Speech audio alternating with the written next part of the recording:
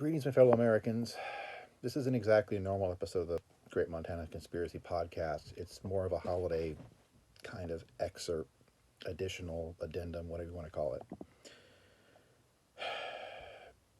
For the record, happy holidays to everybody out there. You guys really should take the happiness and the joy that you can from the holidays.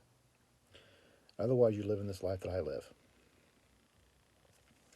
And that's kind of why I'm recording this. Honestly, as I'm recording this, I'm not even sure if I'm going to post it. It's an idea, it's a thought, but it's definitely not scripted. It's definitely not planned, other than just, I thought maybe it was important to show you guys how this affects me.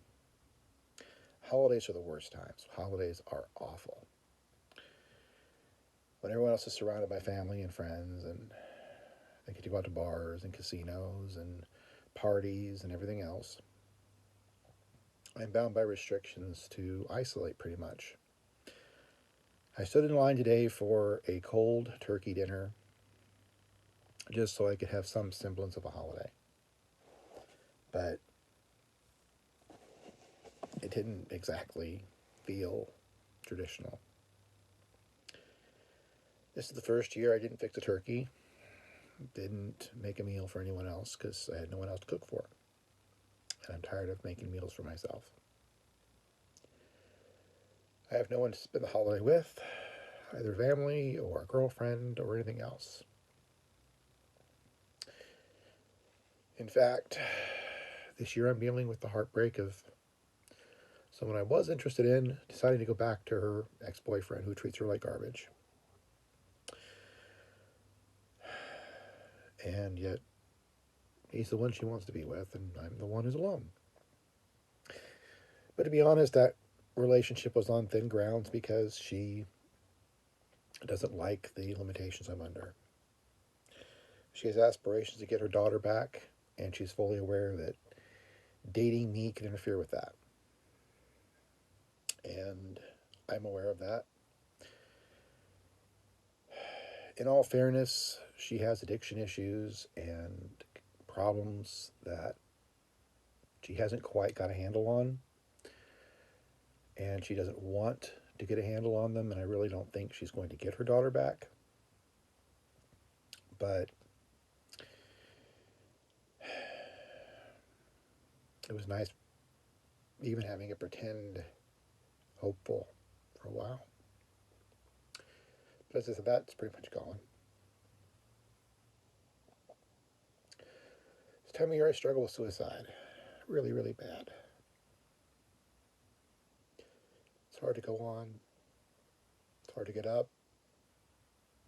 It's hard to get back up when I go down. I really don't know sometimes where I'm going to get the strength to just get up tomorrow. I don't know where. I mean, maybe I come across really powerful in my podcasts. Maybe I come across really strong.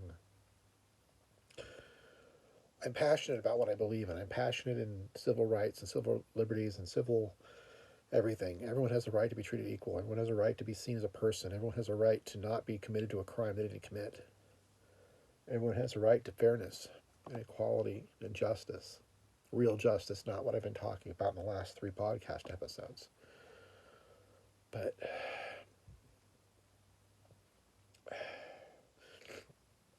it's hard. It wears me down. And on days like this, which are supposed to be days when you celebrate,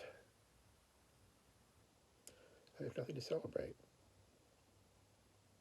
And I can't go out and find someone to celebrate with because all the avenues in rural Montana that would let me are cut off from me. I can't numb the feelings with alcohol or anything else because I'm forbidden to do so.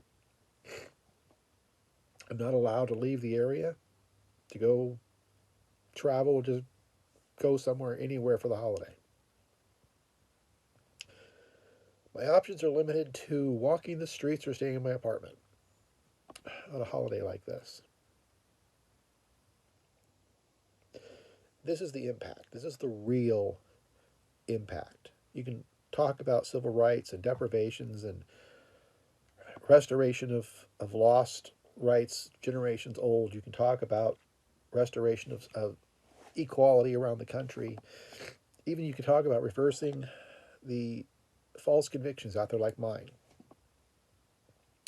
But this right here, this is the real consequence of all this. This is the real consequence of the Great Montana Conspiracy. Because people are hurt. People have feelings, people have emotions, people have ambitions and lives they want to live and cannot because of this. So when you think about all this being statistics, and I relate a lot of statistics on my podcast, when you think about all of that, that's not the real issue. The real issue is this. It's the pain. It's just how you can take somebody and just take away their will to live, their will to continue to live. So far, I've just been too stubborn to stop, too stubborn to give up and move on with the universe and let my soul go on. So far, I've come close. I've checked myself into treatment facilities a couple of times. When I was in prison, there were 3 times I was locked in a solitary room because it was the only way to keep myself safe. And right now, I'm really debating about checking myself into the local pathways program because I don't know if I'm safe.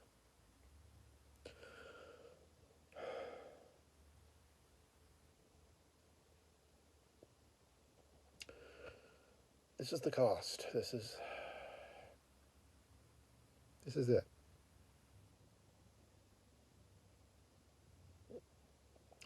The question is, can you live with it, knowing there are people affected like this? Forced to live in fear, forced to live in just abject misery.